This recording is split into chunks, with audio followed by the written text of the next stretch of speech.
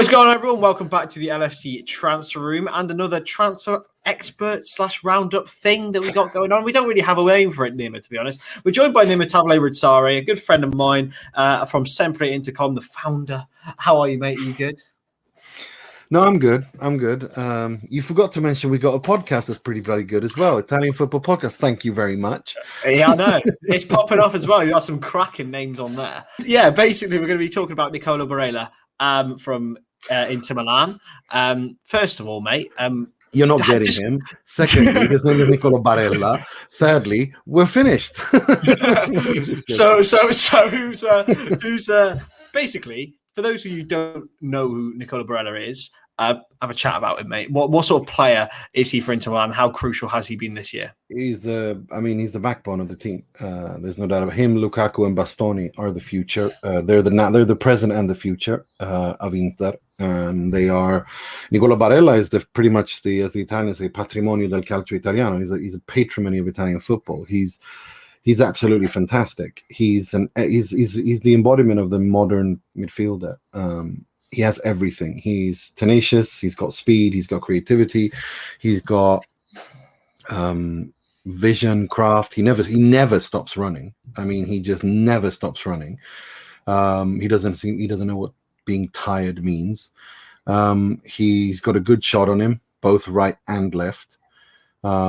He's a bit short, so he's not very good in the air, but overall he's just fantastic midfielder.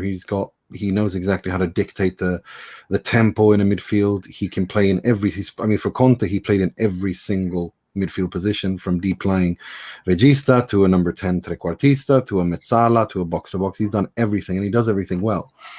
There are, this notion of comparing him to N'Golo Kante is very I think that's a fair comparison, although I'd say that he's technically better than Kante. Kante is a much more, is stronger than him physically, but when it comes to in terms of their endurance, they're the same. Neither one of them gets tired, and they're very difficult to meet. They're both physical players. I just think that Kante is a little bit stronger physically, and Barella is a little bit better technically. But other than that, they're very similar. Yeah, I mean, he sounds like a really, really exciting player and been really important for Inter Milan winning the title this season. There has been rumours saying that he could potentially come to Liverpool. I mean, you already said it's not going to happen. It's not going to happen.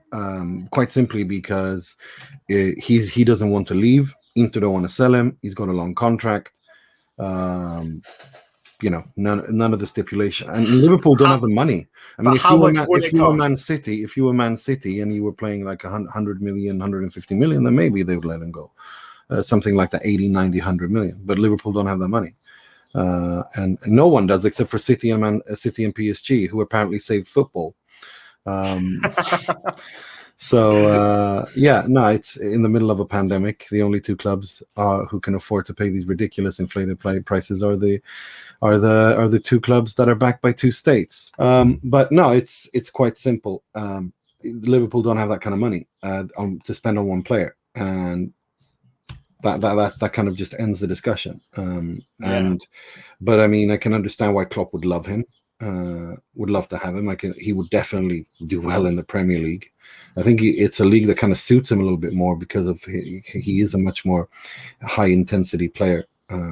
But I mean, he's technically and tactically very, very astute as well. Yeah. Do you think with what's going on at Inter, it's a little bit mental there at the moment, to say the least. Do you think that you can see Barella leaving in the next couple of years, if anything happens, and would the Premier League be the right destination for him? I don't think they will sell him or Bastoni. I think maybe of all the players to sacrifice, I think they're pretty low down on that list because, well, the players want to stay there happy. And they're doing, there's talk of making Barella the captain even. So I don't see him leaving unless, players like Lautaro and Lukaku are probably higher or closer to an exit, and they're not anywhere, Lukaku isn't anywhere near being sold. Lautaro, yes, but there's no one who wants to buy him. Again, no one wants to pay the price that Inter wants, so he's not going. And that's why they're selling Hakimi, really. So no, it's I don't think he'll leave, but if he were to leave, I think depending, I mean, it's difficult to talk about a hypothetical situation 2-3 years on from now. We don't know how it looks, but I mean, if Klopp is there and Liverpool are where they are and still fighting for titles and a top team in the Premier League and in Europe, then sure, if they pay what Inter want, he could go there, but I still think it's highly unlikely, very unlikely. That's brilliant, mate. Well, that is all we need from Nima Tavallaey Roodsari. Where can we find you on all the social medias and find all the stuff that you do, mate? There's so much.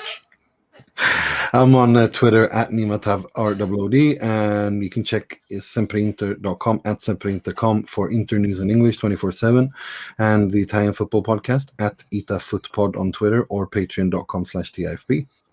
Brilliant, mate. Thank you so much for coming on. Make sure you My subscribe pleasure. to the LFC Transfer Room, everyone, and we will Absolutely. see you in the next video. Ta-da.